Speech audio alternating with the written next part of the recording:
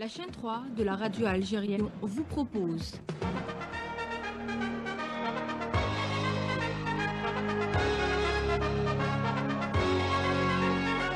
Football Magazine.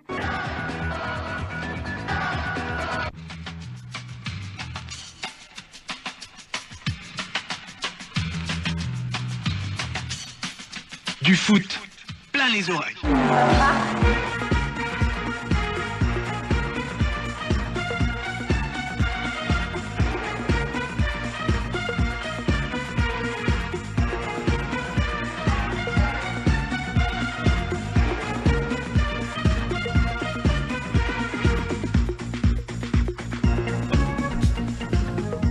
h 4 sur Al 3. Madame, monsieur, bonjour. Merci de nous faire confiance. On est ensemble jusqu'à midi au sommaire de ce Football Magazine, la compétition africaine.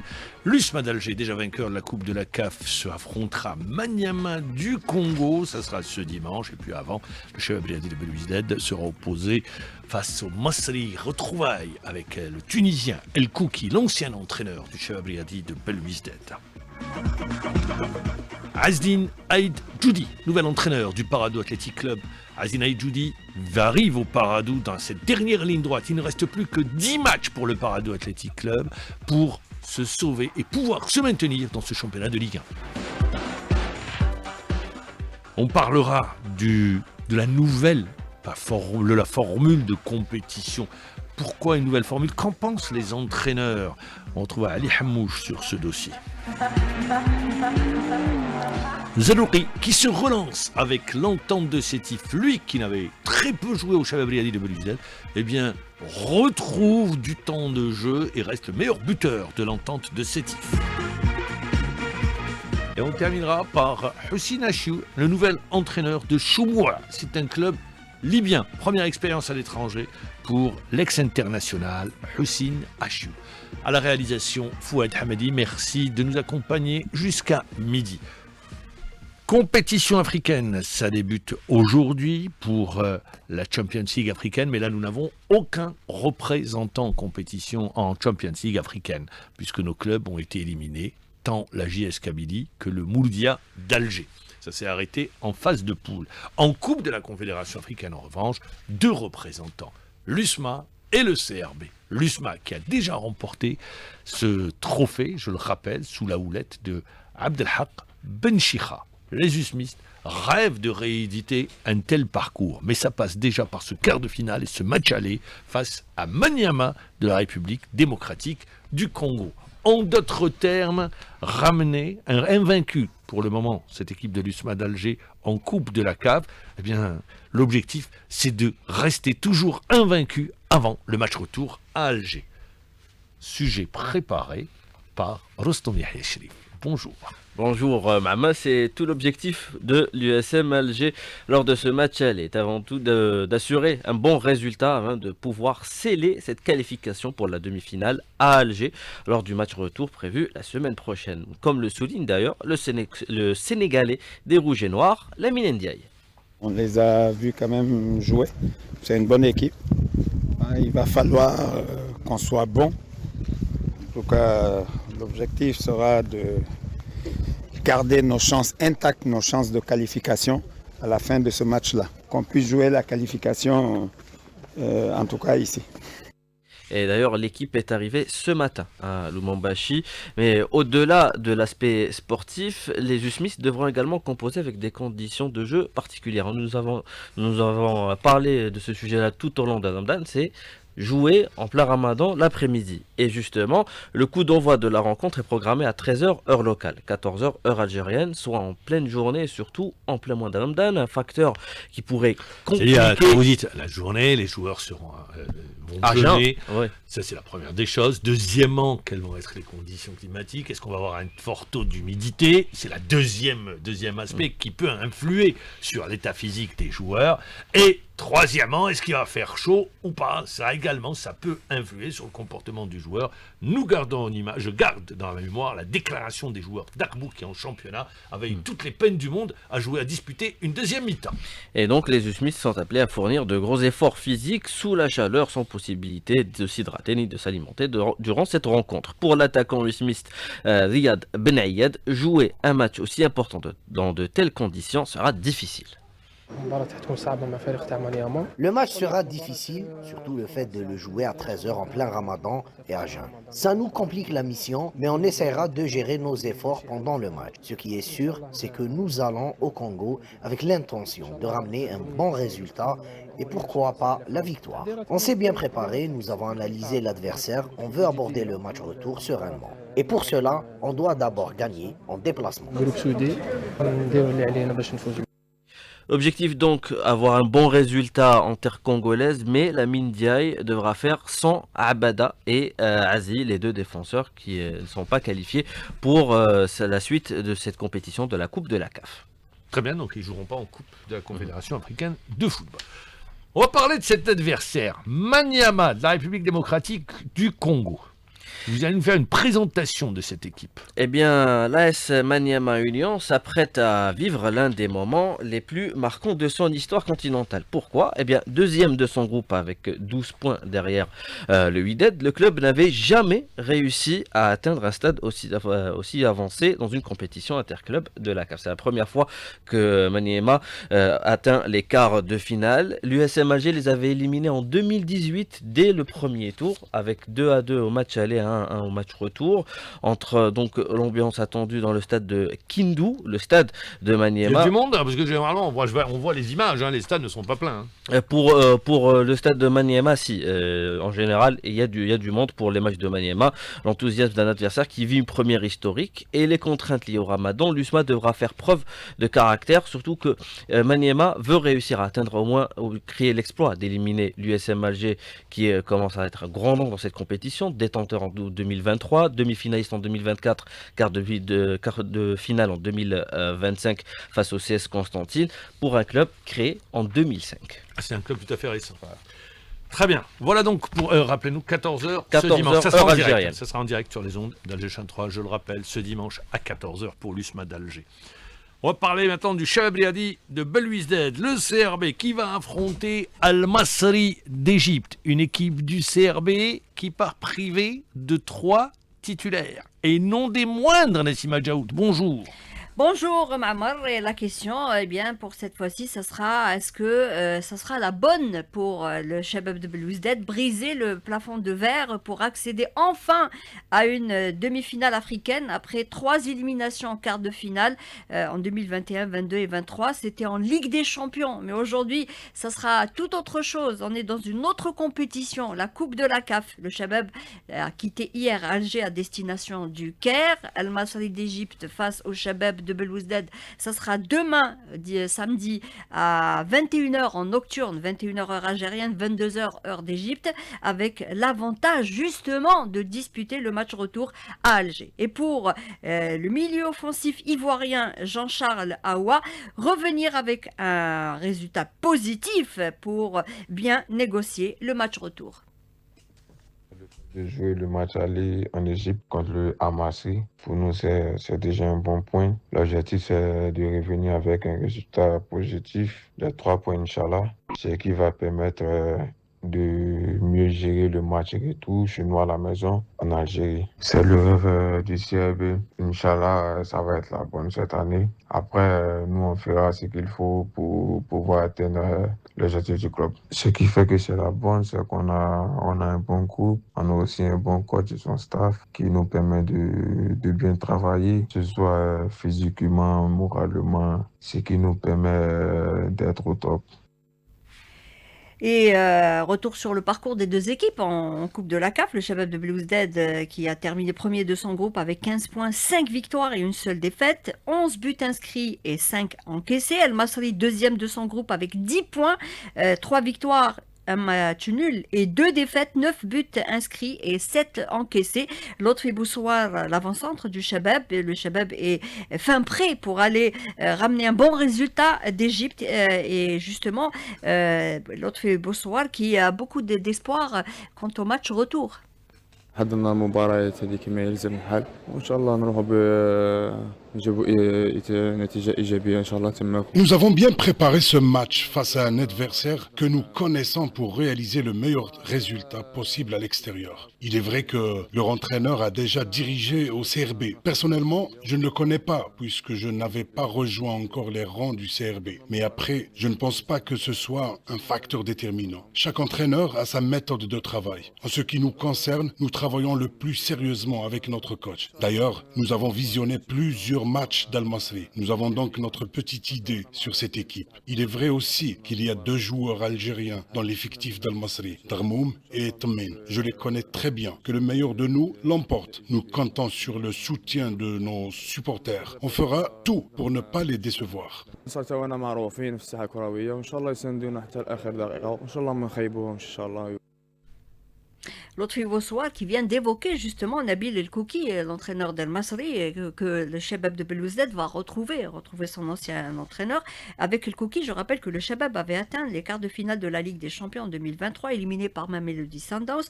Le Shabab a remporté le championnat d'Algérie avec Nabil El Kouki en 2022-2023 et finaliste de la Coupe d'Algérie. Et Raouf Benguit, l'actuel capitaine du Shabab, est arrivé au CRB juste après le départ de Nabil Kouki. Eh bien, Raouf Benguit estime que le Shabab a bien étudié le jeu de Nabil El Kouki. Ce ne sera pas un match facile contre une équipe de l'Égypte, c'est le Masri. On connaît très bien l'équipe, mais on a bien préparé pour ce match. Malgré les 2 joueurs qui sont absents, ça va nous faire un petit peu mal, mais on a confiance aux autres joueurs pour être à la hauteur, Inch'Allah. شفنا كاع les détails تاع les points faibles ou les points forts تاع l'équipe adverse. خدمنا على les points faibles اللي يلزمنا حنايا. درسنا ثاني النقاط الإيجابية تاعو. حنا نعرفوا كوكي من قبل، نعرفوا كيفاش راح يلعب في ستادو. Donc راح يدير لو ماكس ديالو باسكو على بالو بلي الروتور سا سرا با فاسيل بور ليكيب ايجيبسيان وحنا ان شاء الله نروحوا لتما ان شاء الله بور فان ان ريزلتا بوزيتيف ان شاء الله. سي فري مطالبين بكوب دافريك مي ان شاء الله نجيريو ماتش بار ماتش دوكا عندنا كار دو فينال ابري نشوفوا ان شاء الله.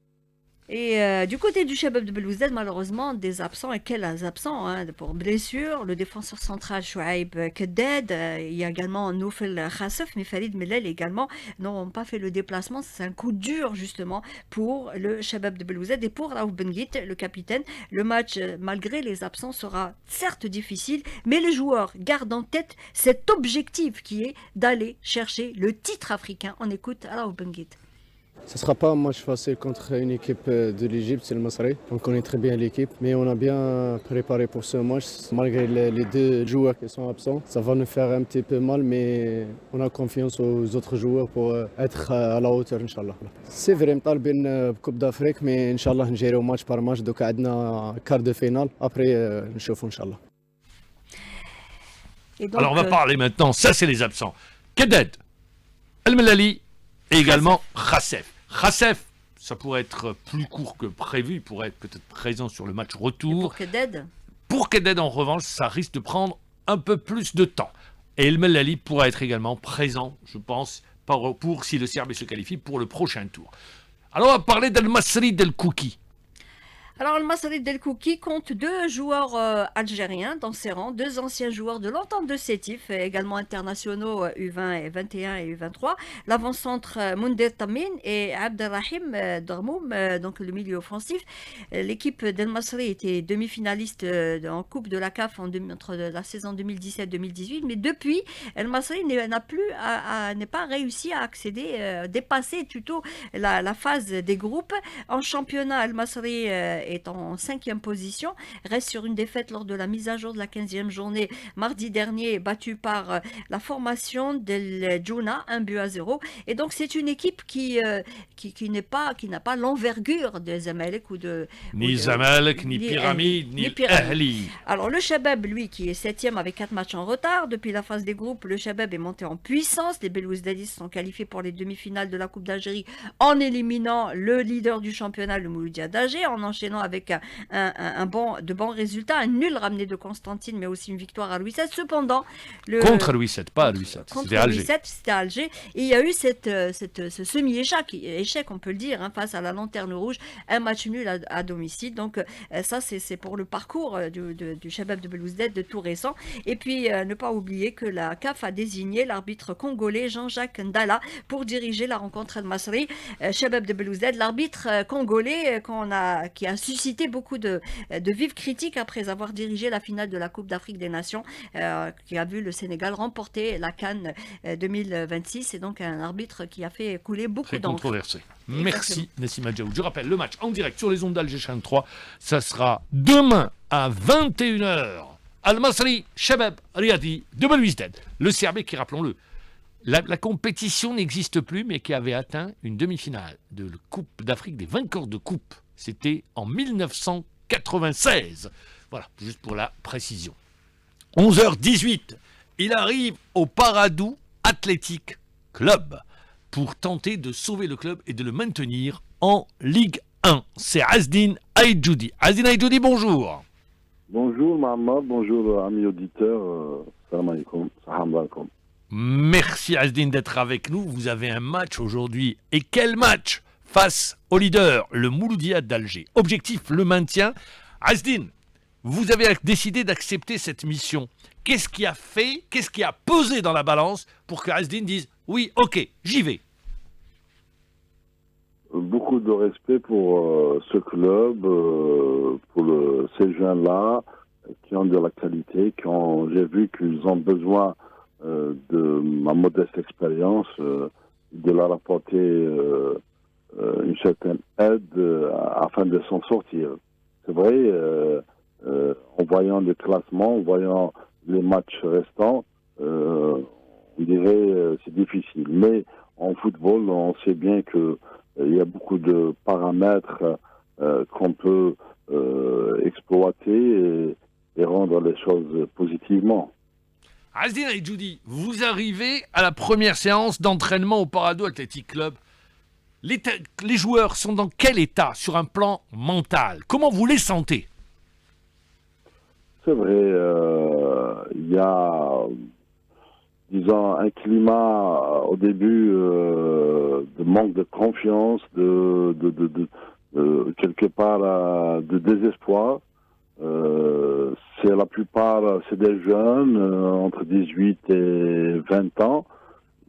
Aujourd'hui, après 5 séances d'entraînement, 3 réunions ensemble, des rencontres individuelles, on essaye de véhiculer un message dans le positif, on voit de près les matchs qui nous restent, on voit de près nos concurrents et on essaie de se placer dans un angle où on peut voir les choses positivement et Inch'Allah aller de l'avant et garder l'espoir tout en jouant match par match sans pour autant rester dans le désespoir, comme je l'ai dit. Alors, d'accord, vous tentez de relancer une équipe en panne de victoire, mais également, là où le bas blesse, c'est votre animation défensive qui pose problème. 12 buts encaissés sur les derniers matchs, sur les 3 derniers matchs. Et je rappelle également, plus mauvaise défense du championnat. La meilleure attaque en championnat avec le Mouloudia. C'est quand même... Ça, c'est-à-dire, vous essayez de créer un équilibre, mais l'équilibre n'y est pas. L'équilibre n'y est pas. Meilleure attaque, mais pire mauvaise défense. C'est-à-dire, vous partagez la première place, mais vous êtes dans le bas du tableau, quoi. Oui, on va tenter un coup et on verra. Il y a même défensivement, malheureusement, lors des derniers matchs, il y a eu jamais le Paradou a vécu ça. 3 expulsés, 2 gardiens, 2 bons gardiens qui sont expulsés lors des 4 derniers matchs. C'est quand même touchant et perturbant pour l'équipe. Mais aujourd'hui, je trouve que nous avons beaucoup travaillé cette semaine sur ce plan-là, sur la responsabilité défensive de quelques joueurs, de quelques postes. Peut-être, je dirais pas que ça y est, j'ai trouvé la faille, j'ai trouvé la solution. On va tenter, on va retravailler ce bloc défensif et j'espère, Inch'Allah, que ça ira avec moi. Azdine, je suis obligé de vous corriger. La meilleure attaque du championnat, c'est Akbou.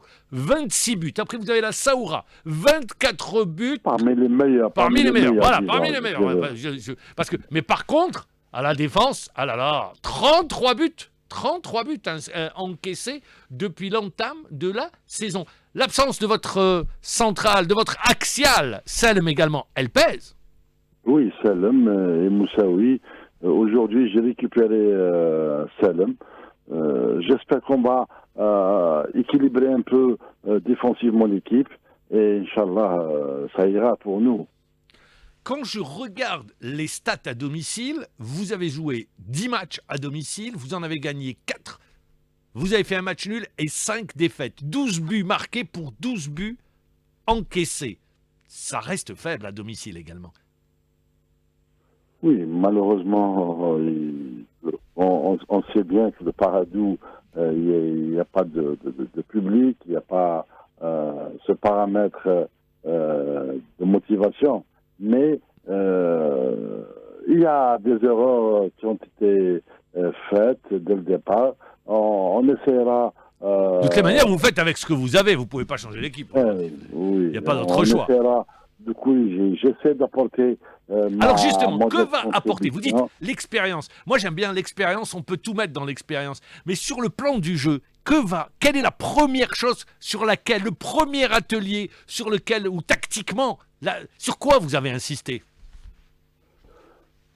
Quand j'ai revu un peu, j'ai fait l'analyse de quelques matchs qu'on a observés et discuté avec les joueurs, il y a un problème de coulissement défensif qui était délaissé, qui était quand même au hasard, travaillé au hasard. Et là, on essaie de responsabiliser un peu les joueurs. Peut-être que l'élément numéro 1, c'était ça. Mais aujourd'hui, les joueurs commencent à être conscients que la problématique défensive, elle est beaucoup plus une responsabilité déjà individuelle, avant d'être une responsabilité de groupe, parce que on a vu des failles individuelles, des erreurs individuelles quand même impardonnables à ce niveau-là. Oui, ben c'est vrai que vous avez eu beaucoup de départs de toutes les manières. Beaucoup de joueurs sont partis du côté du Paradou Athletic Club. C'est la politique du club. C'est la politique du club. Ils ont décidé de former, de vendre pour pouvoir investir sur leur nouveau centre d'entraînement. C'est un outil très important dans la politique du Paradou. Le centre d'entraînement du Paradou Athletic Club. Alors aujourd'hui, vous affrontez le leader du championnat qui, lui, doit obligatoirement gagner. Ça, c'est également... Une victoire aujourd'hui serait un tournant pour le Paradou. Ça peut relancer l'équipe. Oui, c'est comme une porte d'espoir qui va s'ouvrir en face de nous. On est là, on va travailler sur cet angle-là. On n'a pas le choix. Justement, quand vous regardez cette équipe du Mouloudia d'Alger, seulement 2 défaites. Et je vous donne juste, c'est pas pour vous mettre en difficulté mentalement, mais quand je regarde cette équipe à l'extérieur, eh bien, elle aura joué 9 matchs, elle a perdu que 2 fois. Contre Louis VII et le Mouloudia d'Oran. Au football, il y a toujours des surprises. J'espère qu'on va créer la surprise cet après-midi. Ben nous, c'est tout le mal qu'on vous souhaite. Comment vous sentez, vous joueurs, à quelques heures du match? Vous avez, je pense, dans 5-10 minutes, vous avez la causerie d'avant-match. Oui. Comment vous les sentez? On les sent proches, on les sent bien. Beaucoup mieux que la fois passée. J'espère que ça ira. Est-ce que le groupe vit bien? Qu'est-ce que malgré les difficultés, malgré le classement, je rappelle qu'ils ont 2 matchs de retard. Ils sont 14e le Paradou Athletic Club. Alors, le Paradou, parce que les chiffres sont, quand je dis 14e, attendez, le classement, on va le prendre, les chiffres sont importants. Ils ont 20 points, ils sont à 2 points du premier non relégable. Oui. Monsieur, je ne vais pas voyager avec vous sur un autre passage. Je reste concentré au moins pour les 5 dernières minutes avant cette causerie. Ah, très bien. Je comprends. La causerie d'avant-match. Merci de nous avoir accordé votre temps. Merci, je comprends. Il y a la causerie d'avant-match et elle est importante, cette causerie d'avant-match. Elle intervient. Ah bon, on a essayé de le garder au maximum. Pour rester sur le championnat, on va parler d'un joueur qui a été formé au Paradou Athletic Club. C'est un attaquant. Il a brillé avec le Paradou. Il a voulu changer d'air. Il est arrivé à Belouizdad. Il est du quartier de Belouizdad. D'ailleurs, il voulait jouer au CRB. Il a joué au CRB. Mais ça a été un flop au CRB. Tout simplement, sur les 2 années qu'il a passées, il a très peu joué. Pas du tout. Très peu marqué également. C'est un joueur qui s'est perdu. Du coup, il n'est jamais arrivé à confirmer tout son talent au Shabab Liadi de Belouizdad. Il a décidé, durant le mercato d'été, de changer d'air et d'aller, pour relancer sa carrière, à l'Entente de Sétif. Et à l'Entente, il retrouve du temps de jeu, il est le meilleur buteur du club. C'est un portrait signé Islam Tassibt. S'il est bien un joueur qui impressionne depuis le début de la saison, c'est bien Marwan Zarroqi. L'attaquant de l'Entente de Sétif affiche 8 buts et 2 passes décisives depuis le début de la saison. Formé au Paradou, véritable pépinière du football algérien, Zarroqi s'est très vite distingué chez les jeunes, lui qui a souvent été surclassé grâce à sa technique et son sens du but. Omar Zerzi, l'ancien directeur de l'académie du Paradou, se souvient toujours du petit Marwan. Depuis tout jeune, on voyait très bien que Marwan avait les qualités d'un grand attaquant. Et il était rapide, savait dribbler, il avait la science du placement et surtout, il savait garder son sang-froid face au but. C'est ce qui lui a permis de marquer beaucoup de buts en jeune et d'être promu en senior dès l'âge de 17-18 ans. Il a enchaîné de bonnes saisons avec l'équipe première et on se souvient tous de son dernier match et de son but qui a sauvé le Paradou de la relégation. Ses performances avec le PAC lui ouvrent les portes de la sélection nationale à prime, avec laquelle il remporte la Coupe arabe, une vitrine qui attire rapidement l'attention de clubs comme l'Espérance de Tunis et le Club Bruges. Mais les exigences du Paradou freinent les négociations et le transfert ne se concrétise pas. Un moment forcément difficile pour Marwan Zarroqi qui voit alors une première opportunité s'échapper. Pourtant, le football allait lui réserver une autre porte.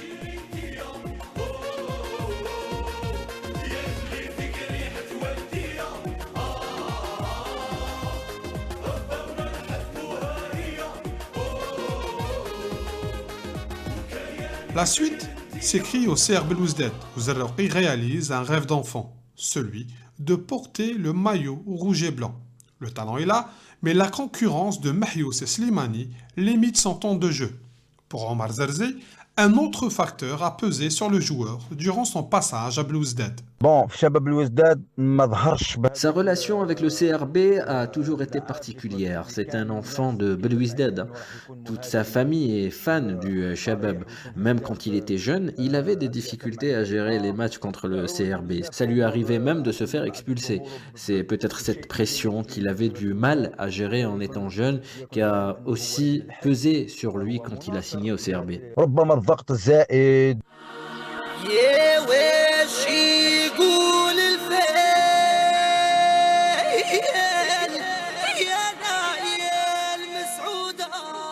À l'été 2025, le CRB décide finalement de se séparer du joueur. Courtisé par Constantine et Sétif, Zarroqi choisit finalement l'entente sur conseil de son manager Bilal Wali.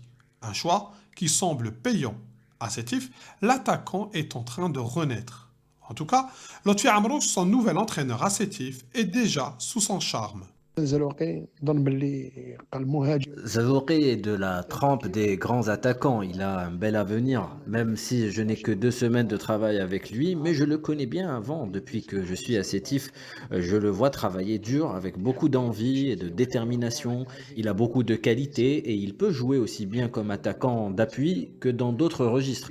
Il a le sens du but. C'est un joueur qui a une grande marge de progression. Et du moment qu'il est ambitieux, je suis sûr qu'il peut aller très loin et pourquoi pas finir meilleur buteur du championnat.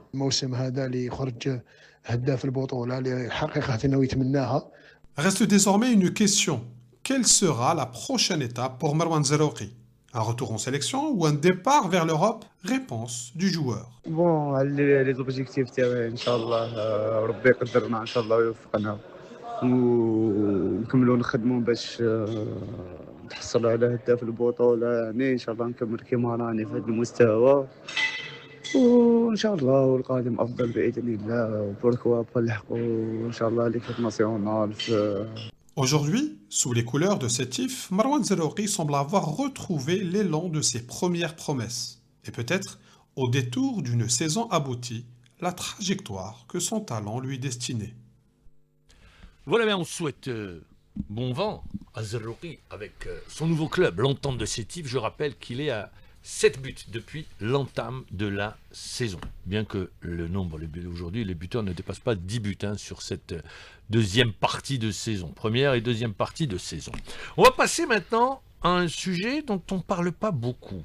Les dirigeants, personne n'en parle. On s'est passé comme ça sous silence. C'est un projet qui a été présenté par la Fédération algérienne de football, à savoir une formule de compétition qui touche surtout la Ligue 2, puisqu'un nombre de clubs ne change pas en Ligue 1, 16 clubs, la Ligue 2, et les différents paliers inférieurs.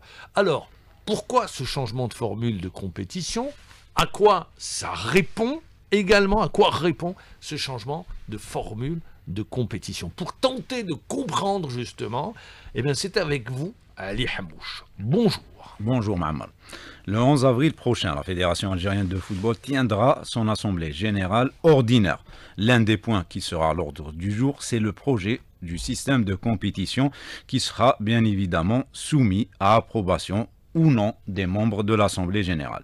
Le 28 février passé, le bureau fédéral de la FAF avait débattu et approuvé cette première mouture du système de compétition, une mouture proposée par la commission ad hoc présidée par le président de la Ligue de football professionnel, à savoir Mohamed Amin Mslouk, créée en juillet 2025 par la FAF. Et afin de donner une photographie de ce nouveau système, ça sera un système autour de 6 paliers. Vous le disiez, la première division, ça sera une division à 16 clubs. La deuxième division, ça sera un seul groupe avec 18 clubs. La Ligue 3, ça sera 2 clubs de 18 clubs. La division 4... 2 groupes, vous voulez dire? 2 groupes ouais, de 18 clubs. 2 groupes de 18 clubs. Donc, la Ligue 4, la division régionale, ça sera un groupe de 16 par région. La division honneur... Avec combien de régions? Il y aura 9 régions. 9 régions et 16 équipes par région. Par région. Très bien. Et la division honneur, ça sera un groupe de 10, chacun minimum pour chaque région. Et la division pré-honneur, autant de groupes de 6 clubs minimum. Il y aura également la création d'une nouvelle ligue régionale de Tamraset et la réaffectation de certaines ligues de wilaya vers les ligues régionales. Est-ce que c'est un nouveau système, Amar? Pas vraiment, du moins pour la Ligue 2, puisqu'une Ligue 2, un seul groupe, existait il n'y a pas si longtemps. La dernière fois, c'était lors de la saison 2019-2020. Aziz Abbas, qui a roulé sa bosse à travers plusieurs clubs en Ligue 2, soulève une interrogation. D'abord, il faut poser la question pourquoi on est revenu à ce système alors que, je pense, ça fait 2 ou 3 ans, on était avec le même système. Bon, je me souviens, j'ai fait une accession avec le Nedjem Magra 2018-2019, c'était un seul groupe. Ensuite, j'ai enchaîné une deuxième accession avec le Watch de Limten, avec toujours un seul groupe. Maintenant, on annule tout, on revient à ça, c'est un grand point d'interrogation. Donc pour Aziz Abbas, c'est clair, on a perdu 5 saisons. Donc pour revenir au point de départ. C'est-à-dire, on était sur une organisation, on a changé, on revient à ce qui se faisait par le passé. Il a raison de poser la question, pourquoi? Eh ben, vous allez nous donner des éléments de réponse. Pourquoi Qu'est-ce qui a décidé? Qu'est-ce qui a fait que la fédération, on ait décidé cette formule?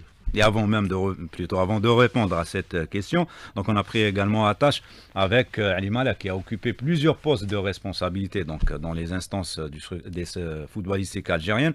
Pour lui, s'il n'y a rien de nouveau dans ce système de compétition. Il n'y a rien de nouveau. C'est un système qui a été appliqué des années 70. Il y avait une division 1 et une division 2 et 3 divisions régionales. Ils ont donné de bons résultats, mais par la suite, il y a eu des changements dans l'espoir d'améliorer un peu la pratique du football, de réduire un peu les charges physiques et financières dans le football. Déjà, il y a eu une tentative de changer le système, de faire disparaître la Ligue interrégion en 2014-2015, qui n'a pas été finalement concrétisée. Mais je pense que l'interrogation, elle se pose dans les paliers inférieurs. Ça sera vraiment très difficile de voir clair au niveau des divisions inférieures.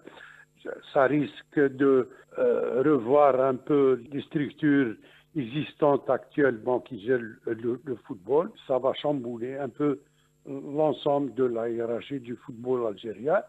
Ali Malek également qui pose des interrogations, qui soulève des interrogations. Mais Ali Malek, qui était, comme dirait l'autre, un vieux routier du football national qui aujourd'hui a pris, disons-le entre guillemets, et dans le rôle d'un observateur. Mais il a raison parce qu'il a tout connu. Quand on se pose la question, et sur les arguments qui ont été avancés sur cette formule de compétition, si j'ai bien lu, il y a un aspect qui a été évoqué, c'est l'aspect financier. Justement, on va y arriver. Alors, moi j'aurais voulu qu'on nous donne l'impact de quelle économie, c'est ça la question. Et sur le plan technique, donc avec Aziz Abbas, lui estime, et ça reste son avis personnel, notamment pour la deuxième division, que ça reste une bonne chose qu'on revienne à un seul groupe, donc non pas deux groupes comme c'est le cas maintenant. Je pense que sur le plan technique, c'est bien, parce que quand même le niveau va s'élever, avec des clubs quand même, à l'époque, il y avait le Chlef, il y avait Rilizan, il y avait Belabès, il y avait quand même, il y avait Médéa, il y avait des grands clubs, gros calibre, il y avait un bon niveau. Maintenant, concernant le plan financier, peut-être que quelques équipes vont être affectées, mais je pense, moi, que c'est une bonne initiative à condition de faire de sorte que toutes les équipes soient égales sur le plan financier, mais je pense que c'est une bonne chose. Un système de compétition, c'est bien, mais il faut qu'il y ait des conditions pour que ce système réussisse. Donc plusieurs conditions, donc notamment de mettre les personnes qu'il faut là où il faut, donc d'accompagner certains clubs donc pour leur progression, donc on va dire au niveau inférieur, donc accompagner les clubs pour les aider donc à faire face à ce nouveau système de compétition. Mais dans le même temps, vous avez raison de parler d'accompagnement. Vous avez raison de dire créer les conditions pour une compétition qui soit élevée, le niveau de la compétition. Mais je vais dire, l'idée, à travers les différentes ligues, et notamment, c'est le cahier des charges. Et c'est un sujet dont on ne parle pas. Monsieur Mesloug, le président de la Ligue professionnelle de football, qu'on aime bien, monsieur Mesloug, qui avait beaucoup de projets, est-ce qu'il peut les concrétiser ou pas? Mais l'un des éléments décisifs, c'est le cahier des charges. Et pourquoi le cahier des charges? Parce que ça permet d'améliorer les conditions de la pratique de la discipline. Ça permet de donner une meilleure visibilité. Et sur ces questions-là, je pense que ça devrait être l'idée directrice sur la formule de compétition. J'allais y venir, donc la Fédération algérienne de football qui voudrait faire, on va dire, entre guillemets, de la Ligue 2 une division semi-professionnelle avec un cahier des charges plus strict afin de permettre aux clubs de s'adapter au professionnalisme de la Ligue 1, notamment les clubs qui aspirent à jouer l'accession. Pour Ali Malek, qui a déjà occupé donc plusieurs postes, il y a des conditions pour que ce système réussisse. Si on se limite seulement à cette organisation pyramidale sans revoir dans le fond le fonctionnement et la gestion du football au niveau des clubs, les hommes qu'il faut et les décisions qu'il faut pour pouvoir le pousser vers des jours meilleurs. Je pense que nous irons vers les résultats que nous connaissons déjà. Tant que la fédération ne met pas le doigt dans la gestion technique des jeunes catégories au niveau des clubs, nous n'avancerons pas vers des jours meilleurs pour notre football. Et il a très bien résumé, oui. Et sur le plan technique, il ne suffit pas de décréter, de dire nous voulons 5 jeunes en équipe première, de dire oui allez, on ouvre des académies parce que... Non, tout doit être réfléchi, mûrement réfléchi, pour permettre au club de se structurer. Les championnats des catégories de jeunes, comment ils se déroulent, dans quelles conditions, avec quels moyens, sur quel stade, qui accompagne. C'est là où également la fédération doit intervenir. C'est là le souci qui doit guider la fédération algérienne de football. Et a priori, vraiment, le souci de ceux qui ont élaboré cette nouvelle formule est d'aller vers un allègement des déplacements des clubs et réduire ainsi les dépenses financières de certains de ces clubs. Peut-être que cela sera valable dans les divisions inférieures, mais pour la Ligue 2, cela ne sera pas évident, notamment pour les clubs du Sud, comme l'affirme Aziz Abbas. C'est vrai, ça va les handicaper beaucoup plus sur les longs déplacements, parce que quand même, tous les déplacements seront, c'est-à-dire en déplacement avec avion, ça chiffre sur le plan financier. Mais moi, je reste sur le plan technique. Je pense que sur le plan technique, ça va élever le niveau et on va trouver des équipes qui ont pratiquement disparu de la division 3, revenir à la division 2. Je vais vous prendre un exemple. Très bien. On va prendre juste un exemple. Je vais suivre Aziz Abbas. Oui, il a raison. Il y a un peu d'émotionnel, il y a un peu de sentiment, il y a tout ce que vous voulez. Chelroumelaït, je vais prendre un exemple. Pourquoi je vais prendre Chelroumelaït? Parce que je me suis intéressé à ce club quand il est arrivé en Ligue 1. J'ai dit très bien, ça nous a ramené 30 ans en arrière. Il y avait de l'émotion. Mais quand après, on a suivi, et j'ai eu l'occasion de m'entretenir avec des joueurs de Chelroumelaït. Chelroumelaït n'avait pas les moyens de jouer en Ligue 1. Chelroumelaït n'a pas les moyens de jouer en Ligue 2. Chelroumelaït n'a que les moyens pour jouer peut-être en Ligue 3 ou en division dans le palier 4. Pourquoi? Tenez-vous bien, pour un club considéré comme professionnel, que c'était le responsable, et c'est pas moi qui le dis, c'est Karawi. Vous vous souvenez de Karawi, le joueur qui a terminé sa carrière à Chelom, qui a quitté Chelom? Où est-ce qu'il s'entraînait, Chelroumelaït? Il s'entraînait, tenez-vous bien, celui qui dirigeait l'entraînement, c'était le responsable de la salle de sport, d'une salle de sport où des joueurs allaient s'entraîner, de Chelroumelaït. Mais soyons sérieux. Pire, à l'époque, les dirigeants demandaient aux joueurs de venir la veille du match, de jouer le match, mais de rester chez eux. On est arrivé à l'entraînement individualisé, c'est-à-dire le téléentraînement. Mais on est arrivé à ça. Tenez-vous bien. Et quand je prends Chelroumelaït, je dis, est-ce que par exemple la Ligue, allez, on va prendre un exemple, a eu le courage de dire, voilà un cahier des charges. On le met en place. Voilà les conditions exigées. Parce que ça fait maintenant, on est depuis 16 ans sur le professionnalisme. Par exemple, de dire, non, stade, si le stade ne répond pas à Naples, parce qu'on a construit des stades, eh bien Mostaganem, la pelouse n'a pas été refaite, ça n'est pas prêt. Je n'ai pas de fixation sur Mostaganem, je prends un exemple. Ou Biskra également, la pelouse de Biskra. Eh bien non, ils sont partis jouer dans un petit stade, je sais pas, un petit stade, non, eh bien vous ne jouez pas à Mostar. On délocalise, vous allez à Oran, parce que vous n'avez pas les conditions réunies. Mais il faut avoir ce courage. Mais on l'a pas, et on gère à la petite semaine. C'est ça. Si on veut élever le niveau, c'est des décisions courageuses pour permettre à la discipline, au football, de se jouer dans les meilleures conditions. Quand je prends Mostaganem, j'ai dit je prends Biskra ou une autre ville. Parce que dès que je dis quelque chose, on va dire non, il se fixe sur Mostaganem. Non, j'ai pas de fixation. Je suis content qu'il y ait une équipe Mostaganem.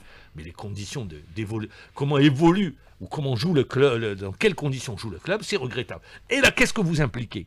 Je le dis depuis des années, la collectivité locale, elle doit justement se mettre. Vous avez la chance d'avoir une équipe en Ligue 1 ou une équipe en Ligue 2.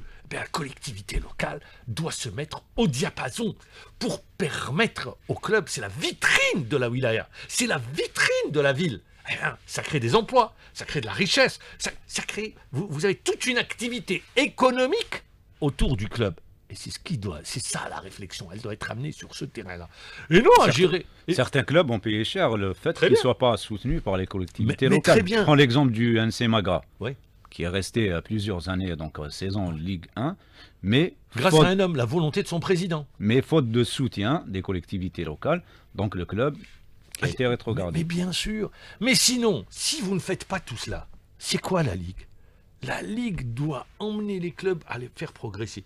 Sinon, vous revenez à une commission de gestion de compétition. C'est tout. C'est quoi la réflexion? Elle doit être sur ce terrain-là. L'aspect économique, faire évoluer la discipline et faire en sorte que les rencontres se déroulent dans les meilleures conditions. On parle des clubs du Sud, mais ça ne sera pas également évident pour les clubs du Nord du pays. Je prends un exemple, le Wydad de Tlemcen qui devra affronter le Mouloudia de Constantine. Donc, qui devra faire le déplacement. Ça va coûter aussi cher. Notamment, ça va coûter cher et ça va ils doivent faire une escale. Il faudra trouver les vols disponibles, de faire Tlemcen-Alger, J'ai compris. Constantine.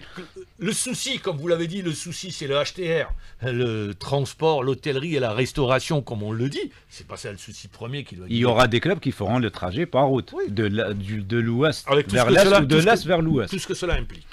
Et donc, Ali Malek, qui pose également le problème du Grand Sud.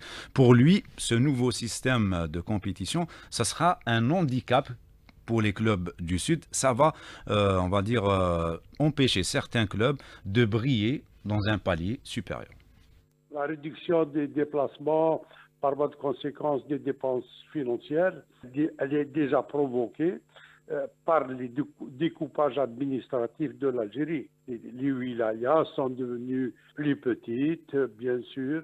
Donc, de facto, les distances parcourues par les clubs sont réduites. Par quels moyens la fédération elle pourrait assurer la réduction des dépenses financières? Ce n'est pas un système de compétition qui va réduire les distances. Reste le problème au niveau du Grand Sud. Les infrastructures routières, elles ne sont pas, jusqu'à maintenant, bien qu'il y ait beaucoup d'améliorations, elles ne sont pas ce qu'elles doivent être. Ce système, je pense qu'il met un léger frein au développement du football au niveau du Grand Sud. N'ayant pas prévu une fenêtre, un couloir pour les clubs du Sud pour pouvoir espérer une accession. Il a raison, parce que la JS Saoura, c'est la formule qui permettait, vous avez la JS Saoura qui avait accédé, vous avez El Oued qui avait accédé, Biskra qui avait également accédé, donc les équipes du Sud, le système précédent. Or, maintenant, ça devient plus compliqué pour eux, pour pouvoir accéder au premier palier, c'est-à-dire en Ligue 1. Vous avez, j'ai cité Louis VII également, qui est une équipe du Sud, donc on a eu l'émergence du football au niveau des équipes du Sud. Ça, c'est la première des choses. La Saoura, rappelons-le, a joué la Champions League africaine. Cette équipe de la Saoura, grâce à son classement, avait reçu l'Ahli à Béchar, qui est la JS Saoura, qui est en train de se structurer, qui a grandi depuis. L'objectif, c'était le maintien. Et depuis, on l'a vu, cette équipe de la Saoura. Vous avez Louis VII qui est en train de faire une saison tout à fait honorable. En revanche, il y a eu des flops. Il y a eu le flop, ça a été Ouetsouf qui avait accédé, qui avait dominé la compétition et qui avait fait l'ascenseur. Mais l'idée, vous avez eu Benithour qui avait émergé également avec une finale de coupe, gagné en finale de Coupe d'Algérie contre le Wydad de Tlemcen.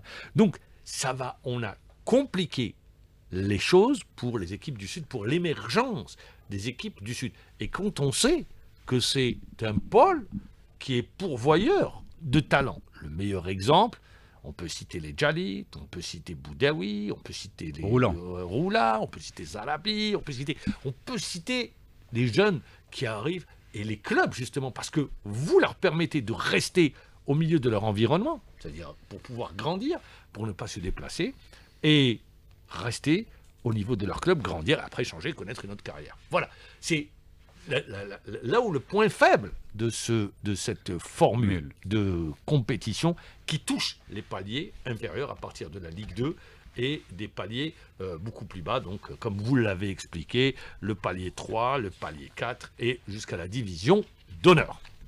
Merci, mais je pense qu'on aura, ça c'est un premier jet, On aura l'occasion d'y revenir. Ce que je regrette actuellement, c'est qu'il n'y ait pas de débat. Parce qu'on a des réactions, mais il n'y a pas de débat sur cette formule. Elle a été imposée sans qu'elle soit discutée. Quand je dis débat par les publics, hein, personne ne veut en parler. Les présidents de club n'en parlent pas, de division inférieure, personne n'en parle. Les aspects techniques, le directeur technique national, lui, n'a rien dit sur la question. Et ça, on peut le regretter. Merci encore une fois, Ali Hamouche. On va terminer avec un joueur. Quand je dis le Harami, pour les plus jeunes, ils s'en souviennent, c'est comme ça qu'on l'avait qualifié en 2004. Lui qui avait crucifié les Égyptiens avec un magnifique but. Il était parti, c'était en Coupe d'Afrique des Nations. Il avait permis la victoire de l'Algérie 2-1 devant l'Égypte. Il a fait une super carrière. Aujourd'hui, il a le costume d'entraîneur. Il a eu le costume de dirigeant également à l'USMA d'Alger, qui était revenu comme dirigeant. Aujourd'hui, il a décidé d'être entraîneur et c'est une première expérience pour lui puisqu'il quitte l'Algérie pour la Libye, pour un club qu'on ne connaît pas beaucoup en Algérie. Il s'appelle Choumoua. C'est un club qui a été créé en 1983. Hamza Rahmouni est parti à la rencontre de Houssine Achiou. Après quelques expériences en Algérie, tout d'abord comme entraîneur adjoint de l'équipe nationale U20, SCAF Miss Meliana et l'USM Khenchela, Houssine Achiou a décidé de tenter une expérience à l'étranger, chez les voisins libyens, précisément à la formation Eshoumour de Misrata, pensionnaire de la Super League. Malchanceux lors de son premier match face au géant El Ittihad, Achiou a réussi à remporter son premier succès lors du match suivant, donnant l'espoir à son équipe pour se qualifier aux playoffs. Ça fait plaisir déjà, c'est réconfortant de gagner, surtout que c'était le premier match à domicile face à une équipe plutôt coriace qui avait déjà 16 points. Nous avions 9 points, donc c'était important de gagner ce match et de retrouver la confiance qu'il faut. Donc voilà, très heureux. Vous êtes à 7 points de la 3e place qualificative aux playoffs. Vous aurez un match de plus à disputer par rapport au 3e que vous allez affronter d'ailleurs. Êtes-vous optimiste de pouvoir atteindre l'objectif qui est de se qualifier aux playoffs? Oui, si on regarde le classement, on est loin, mais c'est pas impossible. Le premier a 31 points, après le deuxième a 22 points, le troisième il a 19 points, on est à 7 points du deuxième. Il y aura un match entre nous, donc une confrontation directe. C'est un derby. Donc c'est l'Ittihad al-Misrati et nous Choumoua, donc c'est une équipe de Misrata. Ça sera un match à 6 points. Mais après, il y a des matchs, il reste 5 matchs. Donc, un match avant l'Aïd, après, il y aura une trêve pour l'Aïd. Après, il y aura 4 matchs et c'est des matchs chaque 4 jours. Donc, pour les playoffs, ça sera difficile. Il faudra gagner tous les matchs et attendre que les autres perdent. Mais voilà, il faut y croire. On a le potentiel, mais voilà, il faut faire un sans faute. Parlez-nous de votre départ en Libye. Ça a été une décision surprenante. On vous attendait du côté de l'US Mostaganem ou l'USM Khenchela et finalement Houssine Achiou se retrouve sur le banc de touche de la formation Eshoumoua de Libye. Comment vous avez atterri en Libye? Pas une décision surprenante. Sûrement pas. Je pense que le championnat libyen, c'est un bon championnat. Il y a de bonnes équipes, il y a de l'infrastructure, il y a les moyens. Donc, en plus, c'est un championnat en reconstruction. Ils essayent de bâtir sur de bonnes bases. Donc, je suis le 3e entraîneur déjà algérien après Bendris et Madoui, qui ont pris 2 équipes libyennes. Donc, surtout Kherdin Madoui, qui est un entraîneur de renom, qui a gagné la Champions League, il a entraîné partout. Il y aura sûrement des entraîneurs bientôt qui vont rejoindre la Libye venant de l'Algérie. Par rapport aux 2 présidents que vous avez cités, ça s'est pas concrétisé je dirais pas par manque, mais par absence de professionnalisme de la part des 2 présidents. Le destin m'emmène ici dans une équipe en reconstruction avec leur camp d'entraînement, avec un beau stade en pelouse naturelle. Je suis ici et j'ai un objectif à atteindre, Inch'Allah, je ferai tout pour l'atteindre. Est-ce qu'il y a une motivation particulière derrière cette décision? Je dirais ma seule et unique motivation, c'est de mettre en place ma philosophie, ma vision du football au sein d'une équipe, d'un club. Donc je suis motivé, j'ai plein d'idées que je veux essayer, je veux mettre en place. Toute mon expérience en tant que joueur déjà et ma petite expérience d'entraîneur. Donc ma grande motivation, c'est de mettre en place ma compétence, ma vision du football. Très motivé d'être dans les terrains. Je compare un peu ma motivation à celle quand j'ai commencé, quand j'étais jeune joueur. Donc j'avais envie juste d'avoir quelques minutes pour montrer, pour briller, de montrer mon savoir-faire et mon talent. Donc c'est presque la même chose. J'essaie de me battre pour imposer ma vision du football. Et j'ai choisi ce métier et je vais me battre pour m'imposer dans ce monde-là. Et ça reste ma grande et ma seule motivation. C'est quoi la différence entre le championnat d'Algérie et le championnat de Libye? On parle de tous les aspects, soit financier, sur le plan d'infrastructure et également sur le plan technique. Je pense qu'il y a une grande différence déjà au niveau des infrastructures. Vous savez, un pays en reconstruction, un sport en reconstruction, qui sont en train de tout rénover, de tout mettre en place et ça prend du temps. Nous, avec les nouvelles infrastructures, les nouveaux stades et tout, je pense qu'on est très à l'avance de la Libye. Je pense que dans la perspective à venir, ils construisent sur de bonnes bases. Déjà, l'équipe que j'entraîne là, Choumoua SC, c'est une équipe qui participe pour la première fois en Super Division. C'est une équipe qui a été créée en 1983. C'est une équipe qui est récente, mais les dirigeants, ils ont une approche vraiment lointaine, de longue durée, de long terme. Donc, ils ont commencé par avoir leur propre camp avec un stade, salle de musculation, une salle omnisport couverte pour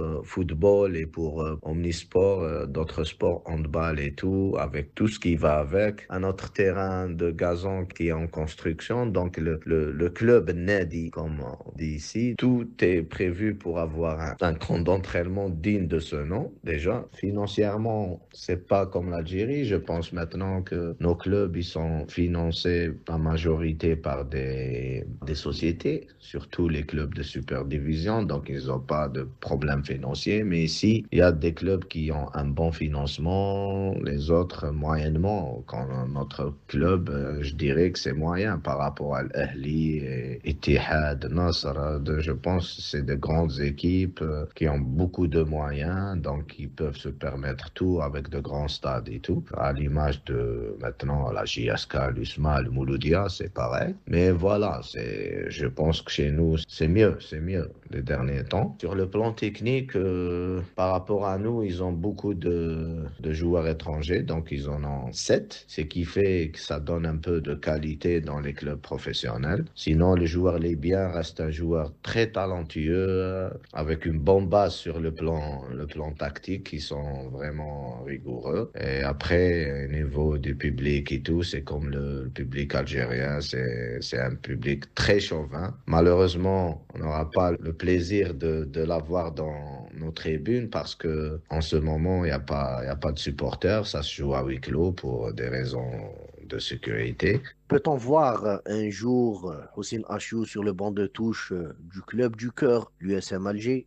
Franchement, pour le moment, je suis concentré beaucoup plus sur mon équipe, sur mes objectifs. On ne sait pas ce que le destin nous réserve. Nul n'est prophète dans son pays, déjà. Espérons, Inch'Allah, que si on revient un jour, c'est pour amener des titres. Il est 12h30 sur Alger Chaîne 3. Merci de nous avoir fait confiance. Merci à tous ceux qui ont participé à cette émission.